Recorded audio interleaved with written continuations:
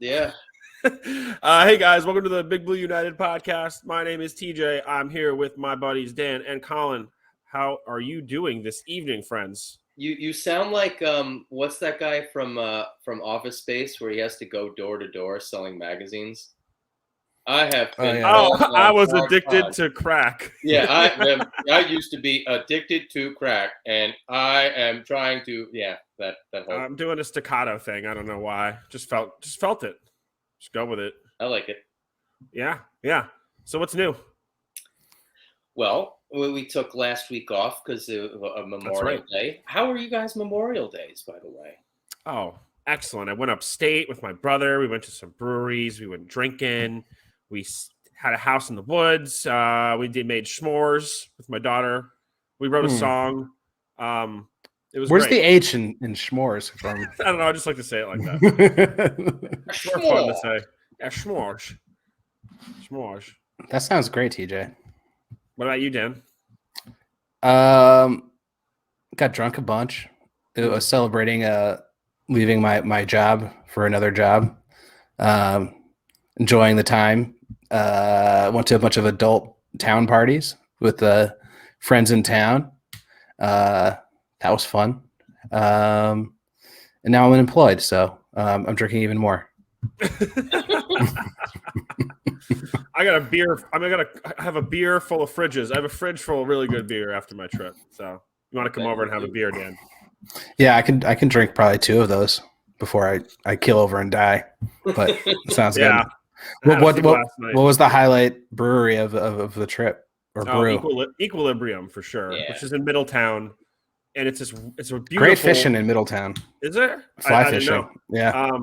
Really? Yeah, it's a beautiful brewery, and the rest of the town is like, upstate New York. Yep. Not much going on. Not very exciting.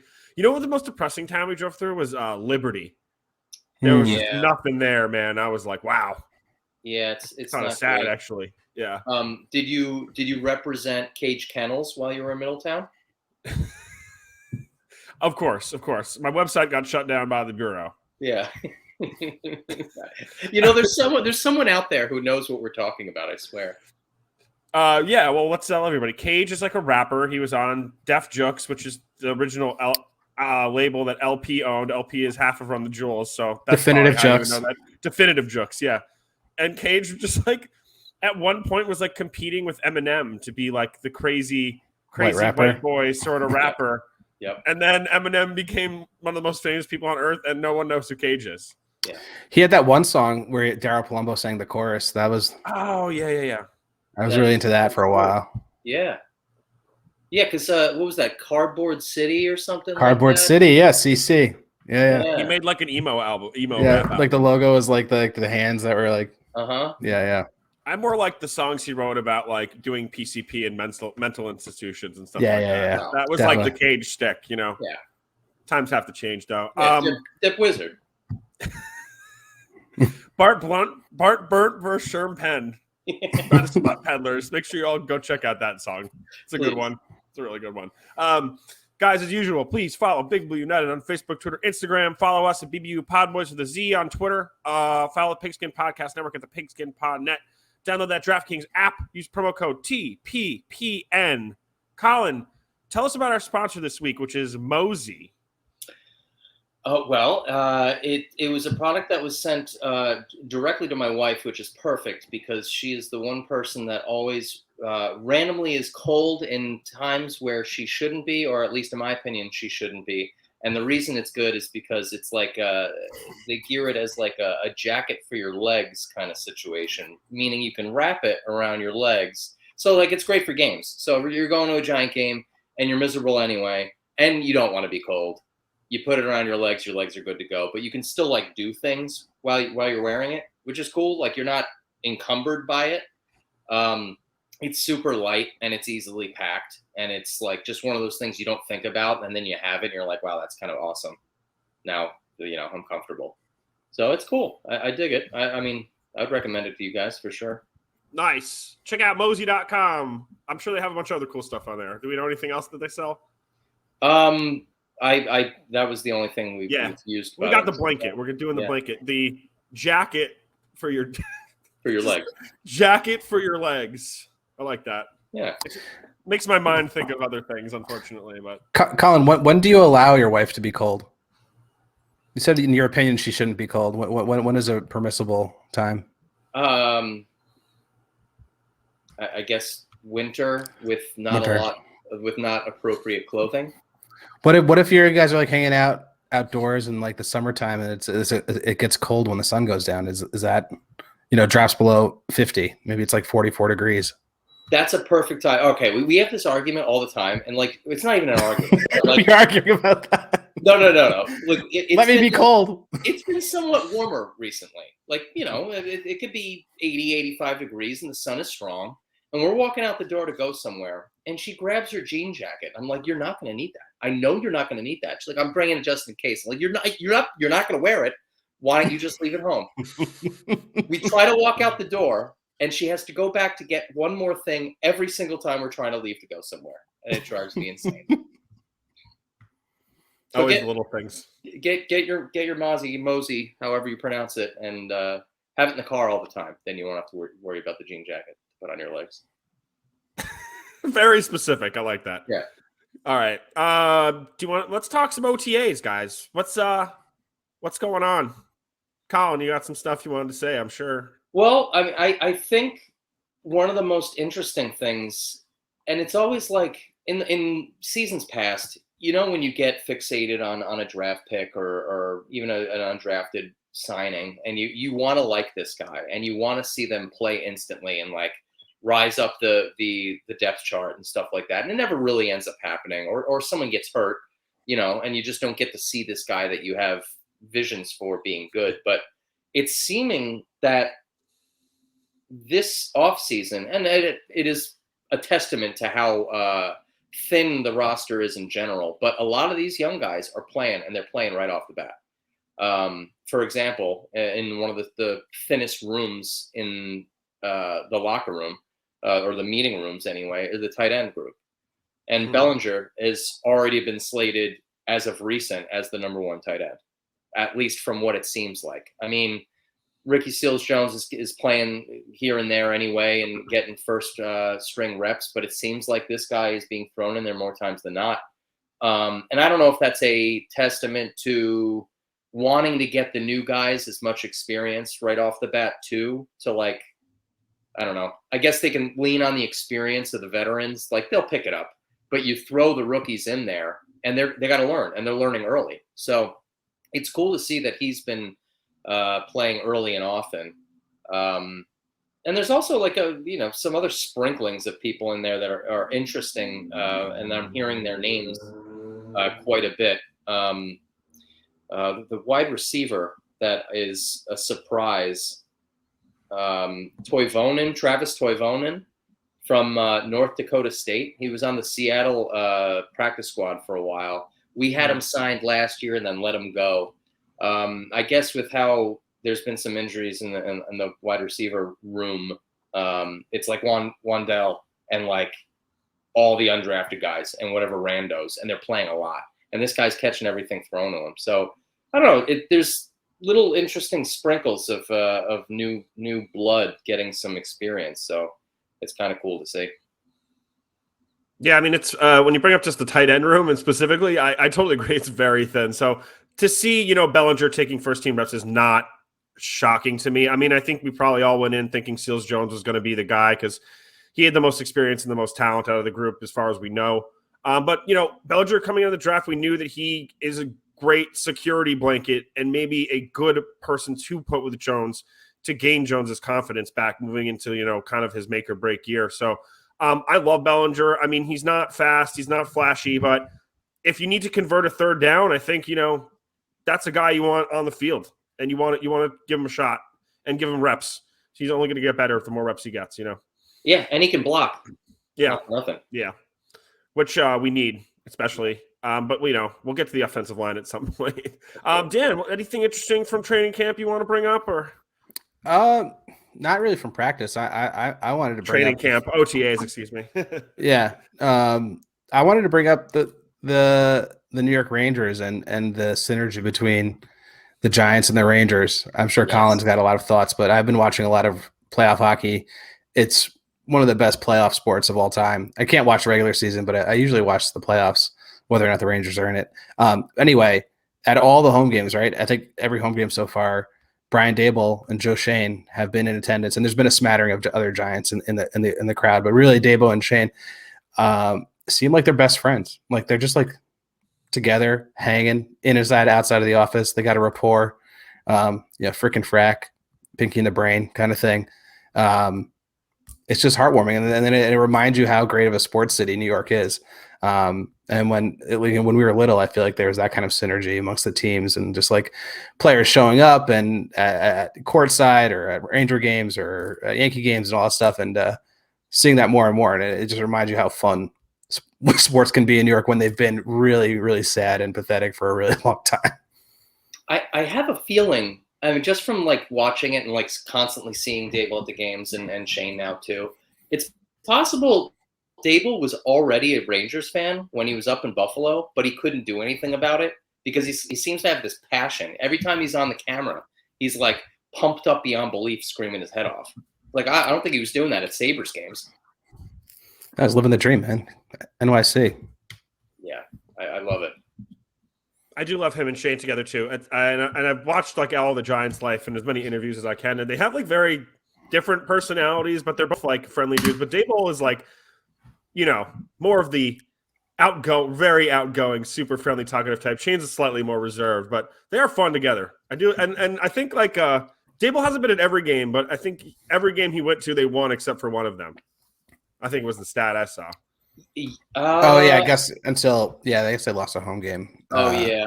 I wonder if they're gonna fly him to Florida. They should. I'm sure he has better things to do. I think he has mandatory OTAs this week. I don't think he's going there. I sort of like that idea. Like, there's so many great combos of like tall, skinny guy and short, round guy, like Pinky in the Brain. Remember Bunsen and Beaker from Muppet Baby or the Muppets? Yeah. We need to find the right tall, short, skinny, round combo to really dub these two, because I think they're best friends, and I want to keep that image in my head, whether or not it's true. Yeah, I think it's the fact that, and we've definitely never had that as a team before, where there's been such a closeness between. Well, it's because we fire a coach, keep the GM, fire a GM, keep the coach, because we know we do it wrong constantly forever. Now we finally did it right, and these guys have that sense of, we're in this together, we're building this together. I rely on you, you rely on me.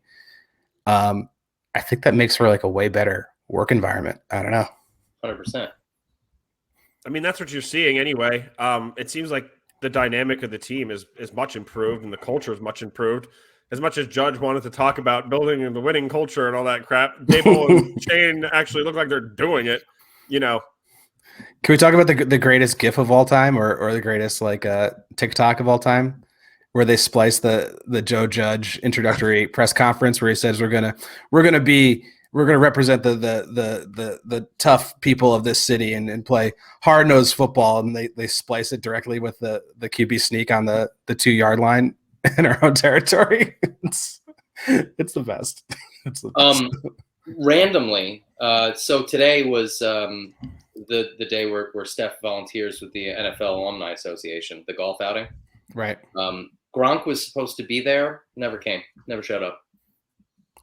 He went out drinking with all the current and former players last night in Stamford, and then didn't show up today.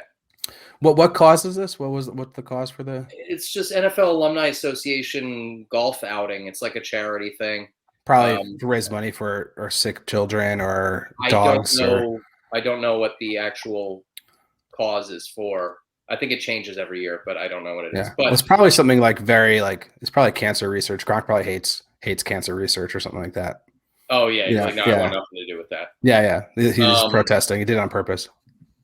She randomly met Bill Belichick's pilot.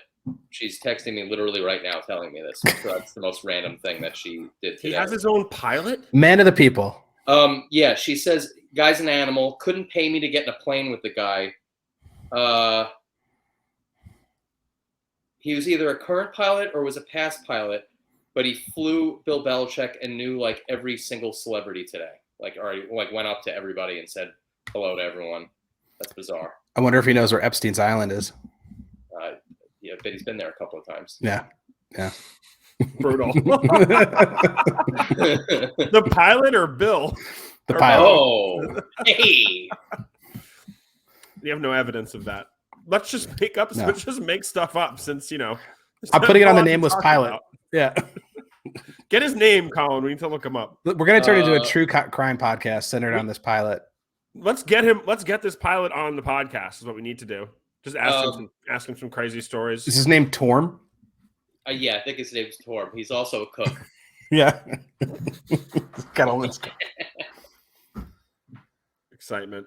But there were some Giants there. It wasn't as star-studded as it's been in years past. What are we seeing here? Who's like the most famous guys from years past that were there? I know Fiegels was there, so that's like number one. Yeah, Fiegels, Otis Anderson was there again this year. Who else you got? Stephen Baker, the touchdown maker, of course. There's like a lot of other random players too. Yeah, so there's names that I don't recognize, but there's also some other ones that stick out. Shane Vereen was there today. Oh God. Yeah. Don't remind me. Nico Kudavidis, who's the Pats linebacker. He's been in there years past.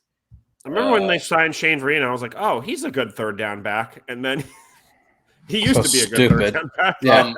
Rob Ninkovich. 6 years prior. Yeah. Get out of here.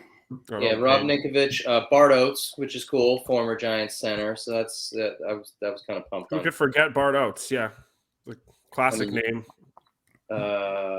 Anybody else worth noting here? It's a long list. Oh, Lofa Tatupu, of course. There you go. Was his girlfriend there? Who? Was his girlfriend there? Oh, that's the wrong guy. Yeah. Oh man, that's not good. No. Lofa, well, he was Seahawk inside linebacker, right? He was good for a long time. Yeah, he was great. Yeah. I mean, that was like he was a perfect player to have in Madden back in the day. The rundown Vic or whatever. Yeah, fast as hell. Yeah. So you guys want to talk about the Giants at all? Or yeah, sure. I don't know.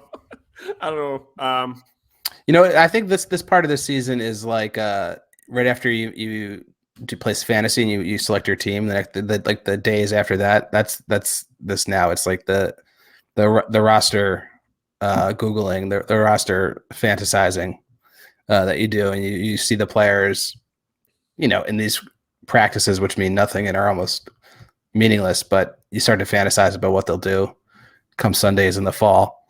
So it's cool to like remind yourself of who's on the team and how they might fit, and just wonder how they might fit in like an ideal situation. Well, speaking of that sort of thing, are we worried? Are we allowing ourselves to be worried about the injury that Kayvon is dealing with at the moment? I mean, the fact that they wouldn't say that he was going to be ready for training camp, which is like, I think a month and a half away, is like sort of concerning. But at the same time, I think Dable basically just said he wasn't really going to say anything about any of the people who were hurt. So I don't really put that much into it. I think what came out of this, he had like a couple injuries. He missed a couple games in college, but I'd imagine he'd be ready to go by training camp. I just think that they're not giving us information, which they don't want to. So I think that's the question that was asked, and that was the answer that was received. So I think people acted like it was more concerning than it actually is. But in my mind, I think if you asked him about any of the guys who were injured, he would probably give you the same answer. So I think that's a good policy too. You don't want to put extra pressure on players to return at a certain time just because that's like an optimistic timeline. What's the difference if it comes back before training camp or a couple days after? Well, I think there's some people that are thinking that it's the ankle that he's had issues with in the past, because he got angled up on some place. So some people are a little worried about that. But, I take it easy on him. Don't push him. Let him get healthy. They have a bunch of time off now. I mean, he'll train himself the way he does and just get that right. And, I mean, hell, the worst thing that could possibly happen is maybe he comes on a little slow at the beginning of the season if it, lingers. And that's not a problem either. we're not going anywhere of worth if we are in the fight every game and it makes it interesting and entertaining for us to watch. Great. If we lose every game going out, who cares? Get this guy where he needs to be, and don't push anyone more than they need to be pushed. Thankfully, there hasn't been many other injuries of note. I mean, you got other guys coming on slowly, like the Blake Martinez's of the world and stuff like that. And then they're just going to take a little bit more time to get back to 100%. Yeah, you're not going to see Blake, back to 100% till halfway through the season probably. And in the first 3 or 4 games, he's probably not going to make as much of an impact as you might expect him to. Just as hard to come off those injuries, ACL especially. Yeah, which kind of leads us into the linebacker talk. So we kind of wanted to hit up a position group each week and just kind of do a little preview. And then when we're done, maybe we can see who we think is going to stay or go. And then once we're accumulated all the different position groups, we can kind of take a look at what the roster might look like. So, I mean, you have to assume that most of the starting 53, if not all of it, is on the roster now. They might end up bringing some people in if some injuries or whatever, but I think generally it's not going to fluctuate too much. So in terms of the linebackers, I mean, Kayvon is obviously the guy that everyone's looking at. I mean, we've done a million draft talks and stuff, so I don't think we need to speak too much to him in my mind. I think Aziz Ujulari is really the more exciting person to talk about.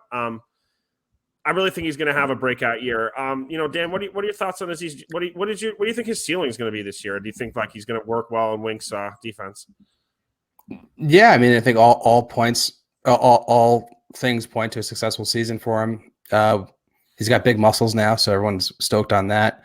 Bigger muscles. I think there's like some correlation between the size of your biceps and how many sacks you have. I haven't done the math, but I'm sure someone's doing it. But yeah, he had a bit of a breakout season last year. As much as you can for a rookie.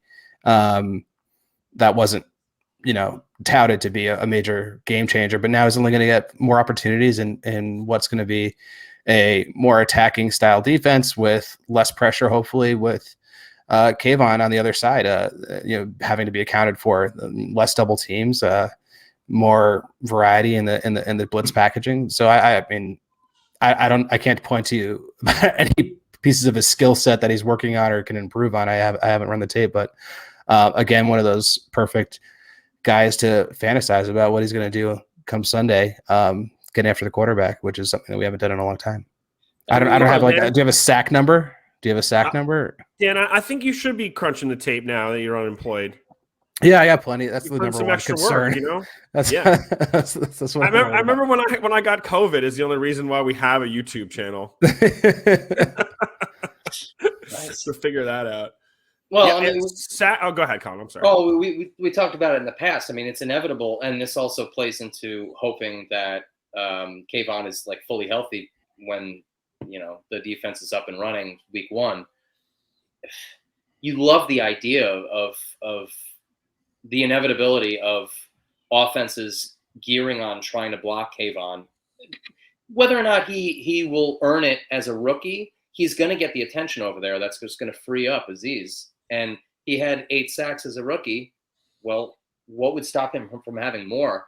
He's not the only guy who can pass rush now. So it's kind of cool to think about that. I mean, and not for nothing too. I mean, you put those 15 pounds of muscle on, he'll probably be better against the run as well. And I think that was his personal gripe with his play, his rookie season, is there may have been times where he got a little lost in the sauce in terms of not being able to get off blocks to make the stops on the run like he would have. And, that's what's cool about having someone like Strahan coming around and talking to these young guys. And it's like talking about the guy who prided themselves on stopping the run more than anything else. He was the number one. He'll say it right now. It's like, I enjoyed that more than sacks.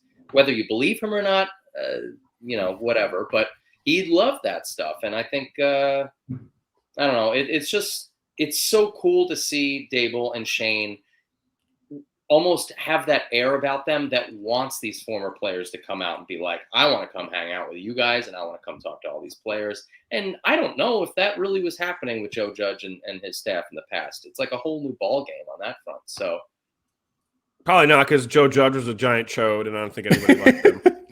Yes. Brian Dable seems like he could get on the phone with anybody and be their best friend like almost instantaneously. So, and Yeah. also, I mean, it's the New York Giants. Why not use that culture and the history to, hype up your squad and try to make them better?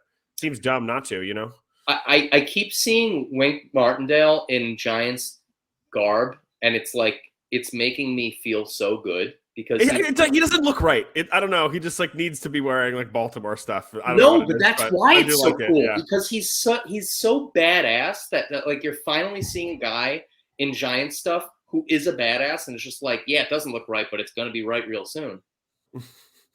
He's a style icon.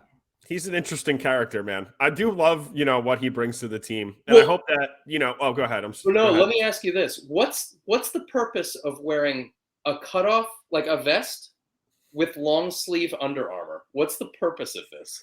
I don't want to wrap my head around movement, dude. I don't know. You got to be able to about this. Swim moves, rips, and clubs. Scratches. He doesn't want to be scratched. Well, he wants the warmth, but he doesn't want the shirt pulling the shoulders. He's got free movement here, man.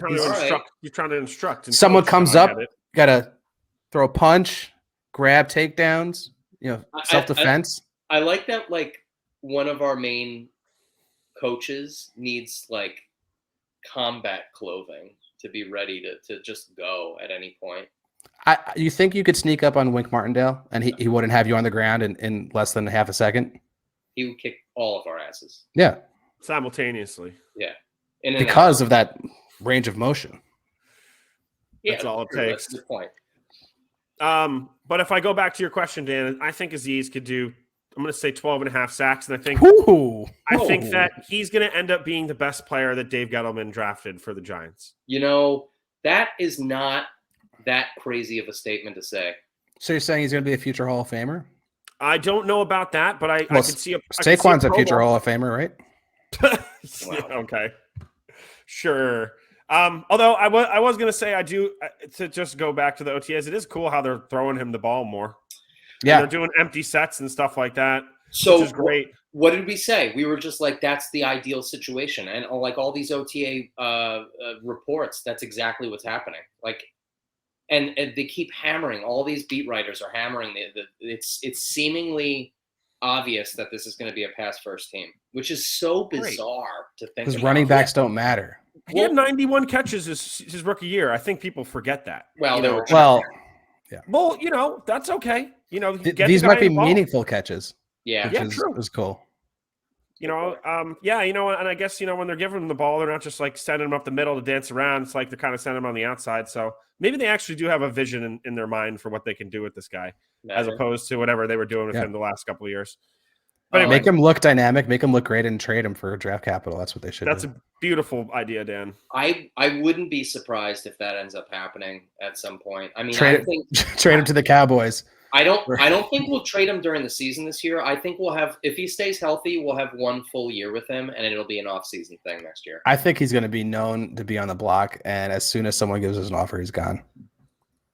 Yeah, I could. It's a possibility. I don't know if it'll happen though, because I think he needs at least half the season to show that his legs are okay. Yeah, I'm just saying if there's an offer out there, I don't think we're going to hold on to him for no reason. There's no reason to hold on to him for the sake of it, but I don't know if teams are going to be jumping at him right away. That's what I'm saying. We'll see. I mean, we'll have to, when we talk about the running back room, maybe we can get a little more into, if we do have someone who could come in and be a lead back. I don't know if we do. They have to find somebody else, or maybe that comes in that trade. But either way, let's finish up just with the pass rushers real quick. The other guys, two other guys that are interesting to me are Quincy Roche and Ellerson Smith. Roche obviously had a bunch of flashes last year. I think he's going to be great in the rotation. I mean, the fact that the Giants got him off waivers last year was cool because he was drafted a little later than he was projected to go. So I think that he has more upside than, his draft position indicates. I mean, he did have 2.5 sacks. He only played 34% of the snaps last year. I think, just, him and Ellerson, who we don't really know much about, just that Ellerson Smith's just a long, athletic dude with, kind of a pure pass rusher. I think specifically it's going to be interesting in Wink's defense to, see how the guys develop and how they come into the pass rush rotation. I don't know if there's any other pass rushers to really talk about too much. Well, you guys want to mention something about them? Yeah, I mean, because it's Wink's defense, you're going to see pass rush from everywhere. So yeah, true. Start from the middle as well, and you got Carter Coughlin and Micah McFadden are like the same player, and they're going to be used the same way. They're inside linebackers, but they're going to be blitzed all the time. That's another thing from the OTAs that has seemingly been the case, is that he's looking to bring the house. And I think it's going to be hard for Carter to make the team, to be honest with you. I mean, so they have 15 guys right now. They carried 10 last year with 2 on the practice squad. I think they brought in enough talent that he's going to have to work his tail off, make sure he puts that motor real high to keep that roster spot. I don't know. The depth at middle linebacker isn't great. No, it's like Blake Martinez, Crowder, and then Tay Crowder is penciled in as the other starting inside linebacker. And he's not good. Yeah, and then it's Carter Coughlin, Micah McFadden, Justin Hillard, Darian Beavers. Yeah, some guy named TJ Brunson. Yeah, he was a I forget, he was a draft pick. TJ Brunson, no 7th round. So yeah, he was a 7th round pick or something. He's one of those four when they picked for the 4 Giants linebackers in the end. The Giants drafted him. Yeah, when was that? Yeah, sure, dude. 2020. Yeah, they picked 4 linebackers in a row. It was like Tay Crowder, 238, Cam Carter Coughlin, and this guy. But yeah, cool. Maybe do you know what Tay Crowder's actual name is? DeQuartavis. What? DeQuartavis Crowder. DeQuartavis Crowder. I don't think I knew that. So yeah, just send that out today. Actually, I think that's like that's the most glaring spot in your defense is like that. I guess. Yeah. I don't want to say off-ball linebacker because we don't really have an off-ball linebacker on the team, but he's going to probably end up being the starter next to Martinez, unless Beavers or McFadden somehow make a giant leap very early on to push him out. But there's really nobody to cover, which is the problem. There's no linebacker to cover, but I think you're going to see Wink move, more defensive backs around to pick up the tight ends and the running backs, and the linebackers are going to be more of a, shoot the gap sort of situation. But that's the glaring need, and the Giants can never cover tight ends. So, well, this kind of harkens back to when we had Deion Grant as that third safety, as kind of a linebacker situation, which may end up being the case here, especially when you have someone like Julian Love who can play safety, can play cornerback. It might be one of those weird situations where it's scrambled eggs back there, and it depends on what the personnel that the offense is throwing out. It's a great saying. Great saying. Scrambled eggs. Yeah. I know you appreciate that. Going back to Thanksgiving football again. Frazier. Oh yes. Tossed salad and scrambled eggs. Yes, that's a good one. Yeah. Do you know what Blake Martinez's completion percentage for passes thrown to him was last year? 100. 100. Oh no. Well, was this before or after he was injured? Before he was injured, he had 10 passes that were thrown his way, and they all were caught. That's odd. He before last year he was better at covering, but maybe he just kind of had it. I don't know. Well, the body of work was kind of small. I'm sure that wouldn't have been the case. But I mean, when you're scrambling eggs, you can't be worried about passes. Well, I saw. I don't remember the numbers off my head like perfectly, but I looked into Tay Crowder a little bit, and he had an. Can you please call him by his proper name? DeQuartavis. I'm not confident you're pronouncing that right. I need to see the spelling of this. DeQuartava. I'm sorry, VOUS. DeQuartavis. Quatvarvius? DeQuartava. His name is Tay Crowder, so you'd think it had Tay in there, right? You'd think.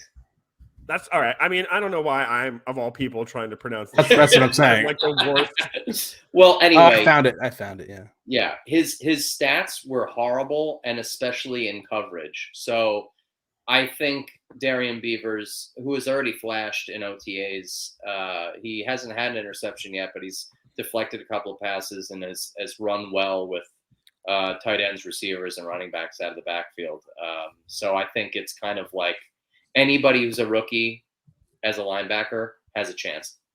which is a good thing for them and a bad thing for us. So, I mean, it might necessarily be the worst thing because since Crowder isn't necessarily like someone who we envision to be a long-term solution at this position, it does give more opportunity for the young guys to come in and have reps, I think, with the first team. Just see what you got. It's a thin position. So Yeah. I don't know. I'd love to see like McFadden or Beavers come in and be the starter day one over Crowder. But, like given with what Crowder had to work with last year, he played all right. He had like 120 tackles. Was it 2 picks, 4 passes defense? He was around. He made plays. He's not, he's not your solution. But if he has to start next year, it is what it is, and you roll with it. Yeah. Guys, I had a question for you. well, Yeah. Micah McFadden, I think Colin really likes him. I think TJ, you have a positive opinion of him. He was born January 3rd, 2000, the year 2000. What were you guys doing January 3rd, 2000? Well, I was a freshman. We were freshmen in high school. No, was- we were in 8th grade. it was 3 days I think. after TJ. We had- started you're right. high school Eighth grade, in the eighth grade, fall yeah. of 2000. Yeah, Yeah. you're right. You're right. We had we watched the New Year's Eve Ball drop. Oh yeah, your mom gave me an apple with cheddar cheese, and I was like, "What is this combination?" And I ate it, and I was like, "Wow, that's amazing." Yeah, And white it was people the star stuff. from the last time. Yeah. Yeah, we watched No Doubt play "It's the End of the World as We Know It" by REM Epic. when Epic. Gwen was in her pink hair phase. Oh yeah, Mhm. of course. We all thought the world was going to end when it hit Y2K. 2000. Yeah. Yeah, Y2K. What a scam that was. because the computers couldn't understand what the zeros meant. You know what? It would probably would have been better off if the world did end. With how we've ended up now. Gettleman never would have been the GM of Yeah, the Giants. He that's never it. drafted a running back with the second pick. And then it wouldn't have mattered if the Giants existed or not. I mean, it still does. Perfect. Yeah. 2000. Boy. That's like when I card people at the bar. They're born in 2000. I'm just like, Jesus. Getting Sure. old. Not into it. No. You know who I do want to talk about linebacker wise is Jimenez. Oh, Still alive? I mean, the end is near, right? Does he make this team? He might not. I don't think he will. I think he stinks. I didn't really realize how little he played last year. I guess he had, jumped off sides against the Chiefs, and then Joe Judge never wanted to speak to him again. Like, Joe couldn't pronounce his name, so he just rather He had not. 11 tackles last year. That's his whole stat line. 11 tackles. And I bet X looks good. X looks good. I bet half of them were on special teams too. I have no idea. I mean, I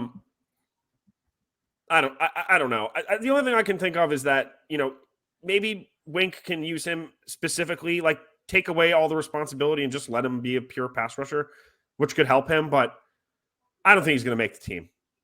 I don't. No, and when you go to a school like Old Dominion, it just doesn't really give you much of a fighting chance from the get-go. I think that Third was one round of those- pick too. Yeah, it was one of those Thanks, failed, Dave. failed Dave experiments. That's it. It's amazing that we went into last year thinking that Carter Coughlin and O'Shane Jimenez might be the answer at edge rushers for this team. Isn't that amazing? Yeah, one's at a different position and one guy stinks. That's great. Who's else is interesting? Guys- Jihad Ward is interesting. Well, he's gonna be Probably gonna play down defensive 3. end, Yeah. Agreed. Yeah. But he has listed as a pass rushing linebacker. Capability though. Yeah, I mean, Yeah. I saw that he can go outside and then can shift him into the interior on third down and stuff like that. So I didn't know whether to include him or not, to be honest with you. But interesting guy for your rotation, I think. You know who's interesting? Do you see this guy Tommen Fox from North Carolina? Another guy from North Carolina. Mhm. He's 6'3" and a quarter, 260 pounds. Tied for Lawrence Taylor from North Carolina for 5th most sacks in a season. No way. Yeah. Or in program history, 21 career sacks, excuse me, not in a season. Yeah, I was about to say. Tommen. Come on. Pretty cool. What about huge. Nico? Nico Lalos. He flashed. He flashed in OTAs actually. I love that. I love when he. How does a made that defensive pick- end flash in Are they wearing full pads? No, but Okay. it's one of those things where they're obviously not allowed to make sacks. To but block. If it was real game situation, it would have been considered a sack. Right, but yeah. Let's hold off on flashing in OTAs. I hate that talk. I just reiterating what I read. That's all. I just want, hopefully he can at least make the practice squad so they can bring him up for one game and he can make like one incredible play. Like, oh yeah, Nico Lalas, yeah. He had two. What was it? Like an interception and a fumble recovery in 2 weeks. Yeah, actually, you know what? The Bengals and fumble recovery against the Seahawks. And I don't want him to get pulled up because inevitably he'll get pulled up. Whether or not he plays, they're gonna be like, "Oh, Nico Lalas is on the roster today," and guess what? He went to Dartmouth. Like, cares, guys? Cares? If you went to an Ivy League school, you don't have to bring it up every time you exist. Well. Get out of my face. He probably is like a leader in the locker room. He has a high football IQ, leadership skills, Dan. Yeah, sure. Something that the people at a certain cryptocurrency exchange should learn about. That's right. In my opinion. A bunch of them. Yeah. Let me ask you guys: between Cam Brown, Carter Coughlin, Justin Hilliard, any of these guys make the squad?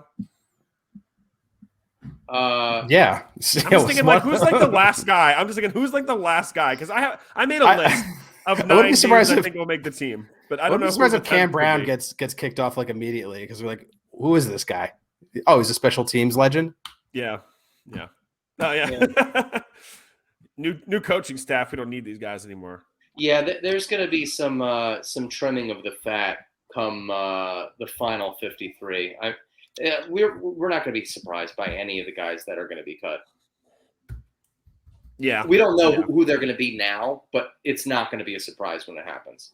Yeah, agreed. I made a list. I have Kayvon, Aziz, Tate Crowder, Blake Martinez, McFadden Beavers, Ward, Quincy, Ellerson, and then Carter Brown is around. I think Lalas and Hilliard will make the practice squad. That's my prediction. I buy that. Yeah, that sounds right. We'll see. Can't quibble. I don't know. Anything else tonight, guys? Maybe a spattering of okay, whatever. Thanks everybody for listening tonight. Please make sure to follow Big Blue United on Facebook, Twitter, Instagram. Follow BBU Podboys with a Z. Download that DraftKings app. Don't forget to check out Mozy.com. I hope I said it right. And everybody have a good night. Thanks for listening. Mozy rhymes with cozy. That makes sense. Yeah. Ovaltine. Just call it round, team. The jar is round. The jar is round. Should call it round, team. Round team.